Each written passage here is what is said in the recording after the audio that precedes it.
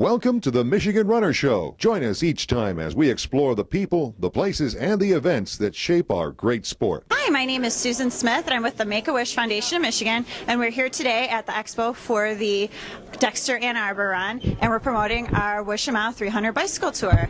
This year, it is starting on Thursday, July 22nd through Sunday, July 25th, and it's a 300-mile ride going from Traverse City all the way down to Chelsea. It's 100 miles a day. And this year we also added a 50-mile bike ride for those of you who are not able to get as much time off work, or if 300 miles is a little bit outside of what one of your goals would be.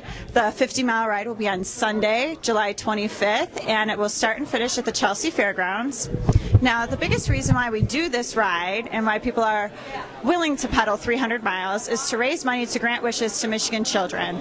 We currently have more than 500 children in our system waiting for wishes, and this event serves to raise, last year, $1.5 million, and this year our goal is to raise $1.6 million in an effort to make sure that we can grant all of those wishes. So if you're interested in helping us, please visit our website at www.wishmish.org, or you can go directly to the event website, which is www.wishamile.org, or call 734-994-8620. Thank you.